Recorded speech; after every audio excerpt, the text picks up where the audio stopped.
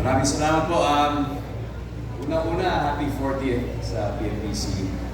Happy 40th. Napakagandang souvenir po nito sa inyong 40th at talagang isa sa puso namin ito. We really appreciate this recognition. Sa mga kasamahan po namin sa industriya, magandang gabi po sa inyo. Alam niyo po, share lang po namin, nung nag-uumpisa po yung pelikulang Rewind, nung nabasa namin yung script hanggang sa early days of production. Ang dasal namin ay, una sana magampanan namin ng maayos yung aming mga roles. Kasi kakaiba po talaga yung naging impact ng kwento na yun sa amin, sa buhay namin, na hanggang ngayon talaga, pag yung values ng pelikula yun ay nasa amin pa rin, nasa puso pa rin namin.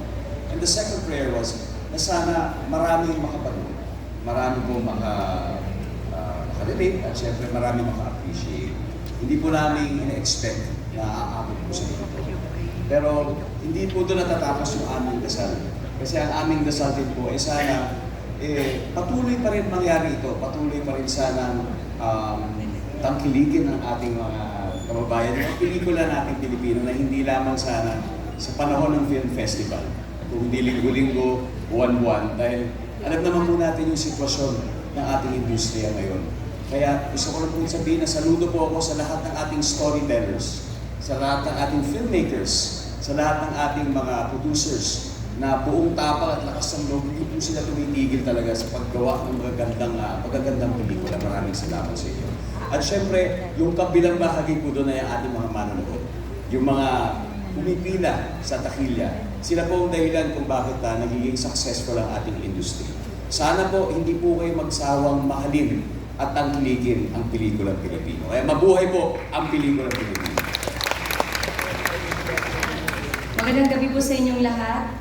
Marami pong salamat sa bumubuo ng salamat po dito. Actually, nasa backstage kami ng asawa ko kanina. Sabi ko, mahal, ikaw na unang magsalita. Kasi kahit na ang dami naming umaakyat at binibigay ang karangalan ito, nagiging emotional kaming mag-asawa dahil hindi namin sukat akalain na ang pelikulang Rewind ay makakapukaw sa puso ng bawat Pilipino. Isa lang ang goal namin ng asawa ko. Pag napanood yung pelikula, palaging nasa puso niyo si Lodi dahil si Lodi nandyan para sa inyo at never kayong pababayaan.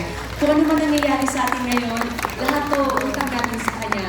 Kaya sa lahat ng bumubuo ng Rewind, sa lahat ng mga taong pumila at nakapanood, maraming salamat at hindi kami magsasawang magpasalamat sa inyo. Kaya mabuhay po ang pelikulang Pilipino.